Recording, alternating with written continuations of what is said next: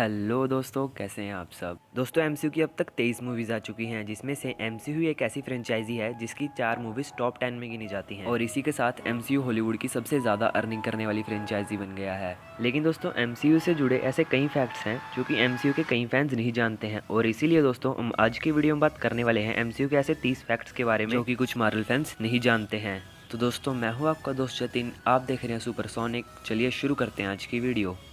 तो दोस्तों मार्वल की शुरुआत 1939 में हुई थी और एंड्रॉयड ह्यूमन टॉर्च को मार्वल ने सबसे पहले अक्टूबर 1939 में इशू 1 में पब्लिश किया था। नेक्स्ट,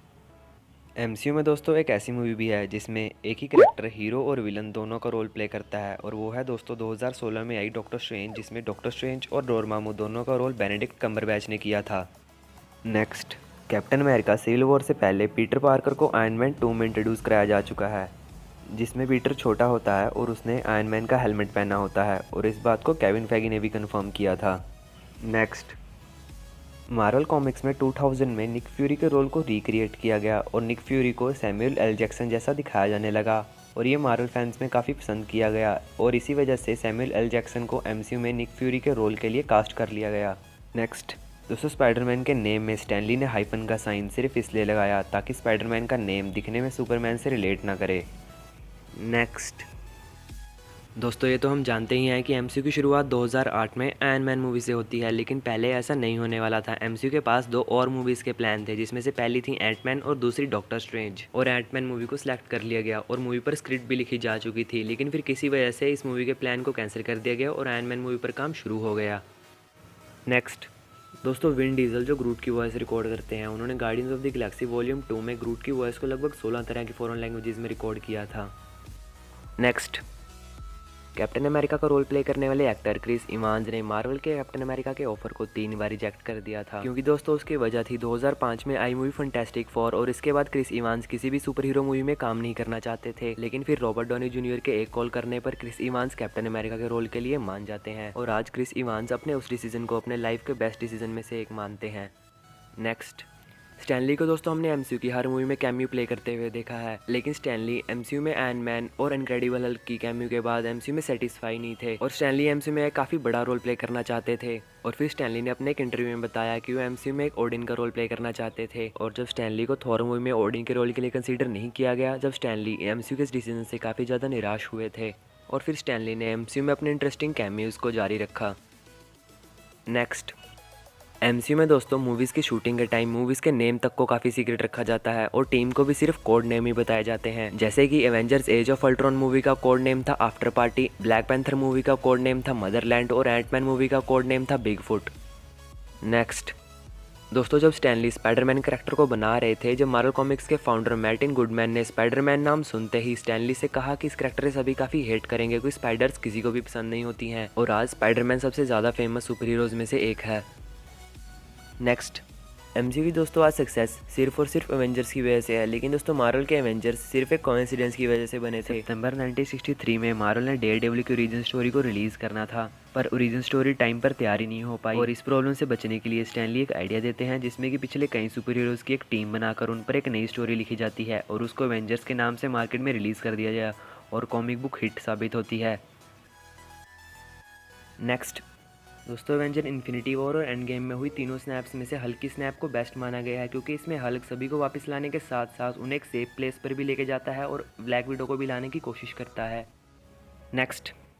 दोस्तों 2008 में आई मूवी द इनक्रेडिबल हल्क में मार्क रफेलो हल्क के रोल के लिए पहली चॉइस थे, लेकिन फिर मूवी में एडवर्ड नॉर्टन को कास्ट कर लिया जाता है क्योंकि एडवर्ड नॉर्टन मार्क रफेलो से ज़्यादा फेमस थे और इस वजह से एमसीयू को लगता है कि बड़े स्टार होने की वजह से मूवी हिट साबित होगी, लेकिन फिर ऐसा नहीं होता है और फिर एवेंजर्स मूवी में हल्क के रोल के लिए फिर से मार्क रफेलो को कास्ट कर लिया जाता है।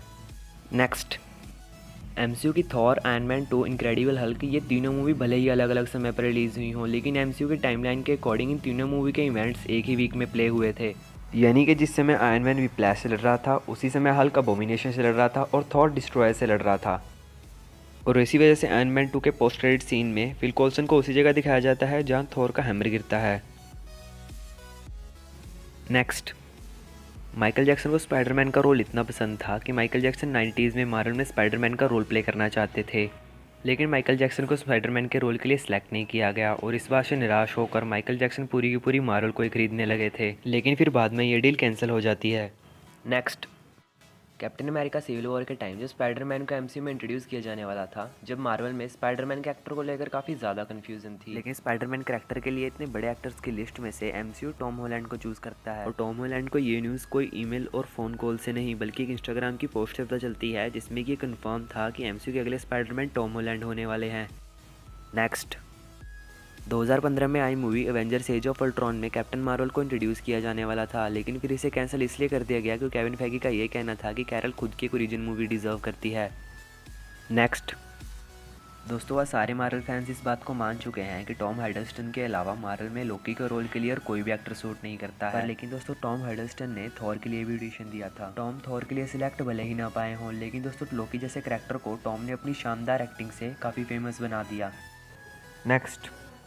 दोस्तों एवेंजर्स एंड गेम के क्वांटम सूट्स को तो आपने देखा ही होगा, क्योंकि ये सूट्स एवेंजर्स एंड गेम आने से पहले ही काफ़ी फेमस हो गए थे, पर दोस्तों इन्हें इस मूवी के लिए बनाया नहीं गया था क्योंकि दोस्तों कॉस्ट्यूम डिपार्टमेंट के पास इतना टाइम ही नहीं था कि वो सबके साइज़ के सूट्स को इतनी जल्दी बना सकें, और फिर टाइम ना होने की वजह से इन सूट्स को मूवी में CGI की मदद से दिखाया जाता है। नेक्स्ट, 1998 में मार्वल ने सोनी को एक ऑफर दिया था जिसमें मार्वल के सारे कैरेक्टर्स के राइट्स को $25 मिलियन में बेचा जा रहा था, और बदले में सोनी का रिस्पॉन्स ये आता है कि वापस चले जाओ, अब इन कैरेक्टर्स में किसी को इंटरेस्ट नहीं है। और फिर सोनी स्पाइडरमैन के राइट्स के साथ 10 मिलियन में डील करता है। नेक्स्ट, आयरन मैन 1 में टेरेंस हॉवर्ड्स जो पहले जेम्स रोड्स के रोल में नजर आए थे, उन्होंने रोडी के रोल को इसलिए छोड़ दिया था क्योंकि एमसीयू ने उनकी सैलरी में से $7 मिलियन को कम कर दिया था ताकि रॉबर्ट डॉनी जूनियर की सैलरी को पे किया जा सके, और मूवी में टेरेंस हॉवर्ड्स की सैलरी रॉबर्ट डॉनी जूनियर से ज़्यादा थी। नेक्स्ट,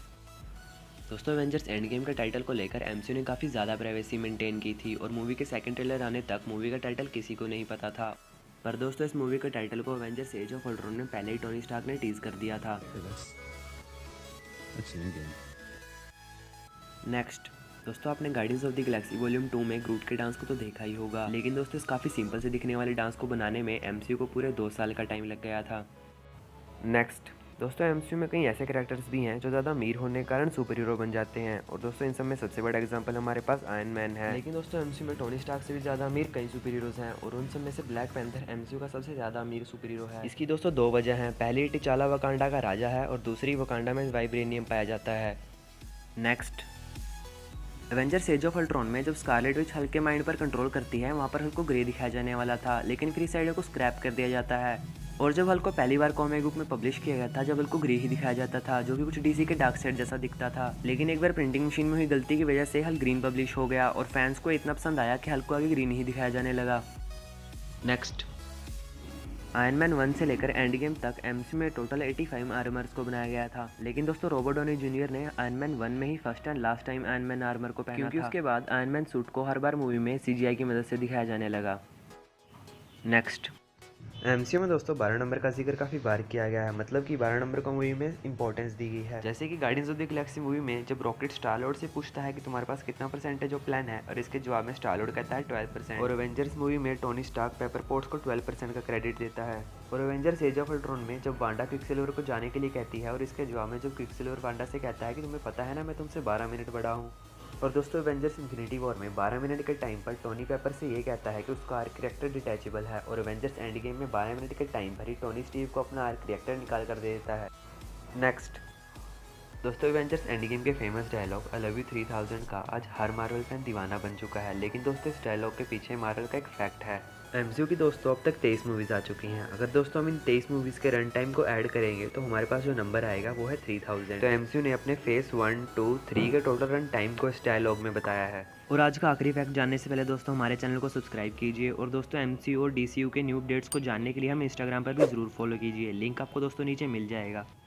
दोस्तों 2008 में जब एमसीयू ने मूवीज़ इंडस्ट्री में एक नए आइडिया के साथ शुरुआत की थी, उस वक्त एमसीयू ने खुद से इतनी ज़्यादा अर्निंग एक्सपेक्ट नहीं की थी, पर आज एमसीयू की टोटल अर्निंग की बात की जाए तो वो डीसीयू, ट्रांसफॉर्मर्स और स्टार वॉर्स जैसी फ्रेंचाइजी से भी कहीं ज़्यादा अर्निंग कर चुका है। डीसीयू, ट्रांसफॉर्मर्स और स्टार वॉर्स की अगर टोटल अर्निंग की बात की जाए तो वो है $17.3 बिलियन US, और अकेला एमसीयू अब तक $22.5 बिलियन US की अर्निंग कर चुका है। तो दोस्तों जैसे कि मैंने वीडियो की शुरुआत में ही बोला था कि एमसीयू हॉलीवुड की सबसे ज़्यादा सक्सेसफुल फ्रेंचाइजी बन गया है। तो दोस्तों ये थे एमसीयू के 30 फैक्ट्स। वीडियो अच्छी लगी हो तो लाइक के बटन पर क्लिक कर दो, और दोस्तों इन सब में से आपको कौन सा फैक्ट सबसे अमेजिंग लगा हमें कमेंट करके ज़रूर बताना।